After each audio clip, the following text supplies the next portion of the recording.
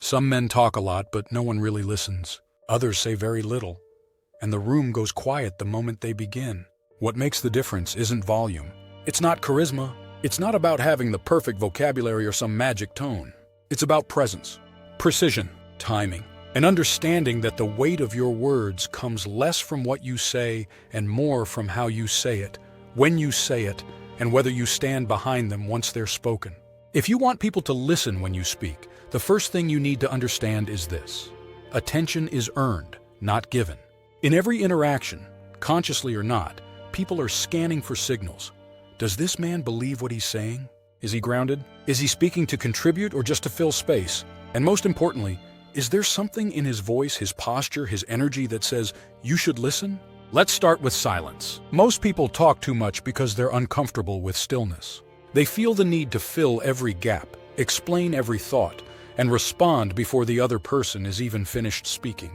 But the man who can hold a moment of silence without flinching, who can pause, breathe, and let his words land, immediately shifts the dynamic in his favor.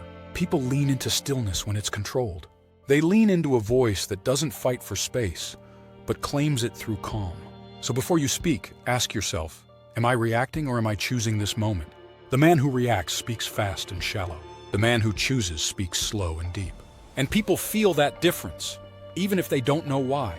Now let's talk about tone. You don't need to speak loudly to be heard. In fact, the most impactful voices are often a few notches lower than normal. Not mumbled, not flat, just steady, deliberate, measured. When your voice drops slightly and your pace slows down, people instinctively pay more attention. It tells their nervous system, this matters. And in a world full of noise, quiet confidence cuts through louder than shouting ever could. Then there's language. Stop using weak phrases like, I think, I just wanted to say, or maybe I'm wrong, but... These are signals of uncertainty. If you have something to say it. Clean, direct, with clarity. You don't need to be rude, but you do need to speak as if your words deserve space. Because if you don't believe they do, why should anyone else? At the same time, being listened to isn't about dominating others. It's about establishing presence, and presence is felt before it's heard. Your posture, your breathing, your eye contact, these all speak before you open your mouth. So stand or sit with intention, shoulders relaxed, back straight, eyes steady. Don't stare people down, but don't dart your gaze around the room either. When you speak, look at the person in front of you, not to challenge them, but to anchor the moment. A practical tip: before important conversations, take 10 seconds to center yourself. Slow your breath. Lower your shoulders. Remind yourself, I don't need to impress, I need to be clear. This small shift can change the entire tone of your voice and the way people respond. Let's talk timing. The right words at the wrong time fall flat, but even simple words said at the right moment land hard. So don't rush to speak just because you have something to say. Wait until the space is right. Wait until you have everyone's attention. And if you don't, wait until your stillness creates it.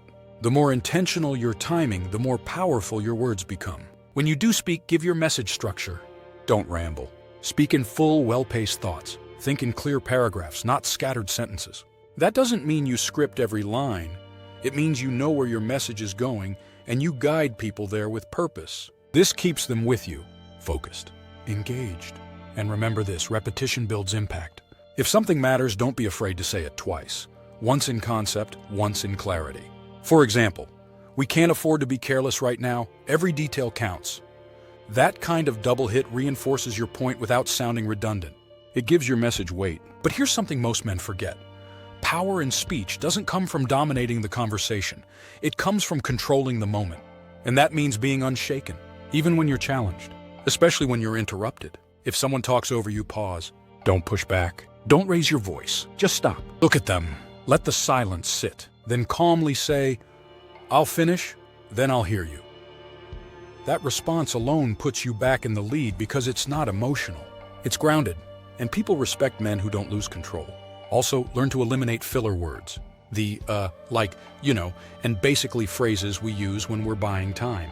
These kill impact. They make your thoughts sound unformed, even when they're not. Practice speaking slowly enough that you don't need those words. Let the pauses work for you. Pauses show you're thinking, that you're not afraid of space, and that's what makes people lean in. Another tip, don't just speak to people, speak into them. Use language that's active, not passive.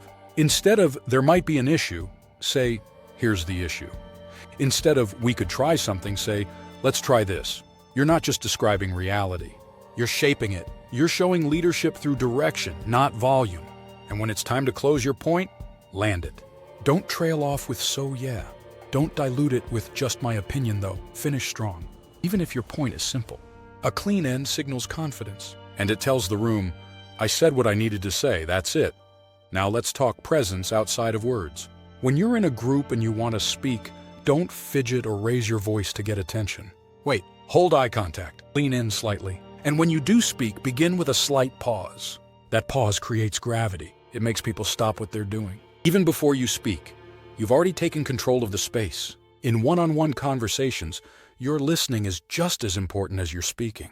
The man who listens fully, without interrupting, without drifting, without preparing his next point, is the man people want to listen to in return. Listening builds leverage, because when you finally do speak, people know you didn't rush in. You waited, you thought, and that makes your words count double. Final principle, say less, but mean more. Not every moment needs your input. Not every silence needs to be filled. The less you speak, the more weight your words carry. Don't talk to stay visible. Talk when you have something that matters. That kind of discipline earns deep respect. Because people come to know when you speak, they should pay attention. So if you want people to listen when you speak, don't try to sound important. Be steady. Be clear. Be the kind of man whose presence speaks before his voice does, and whose voice delivers when the moment calls for it. That's how people listen. That's how you lead.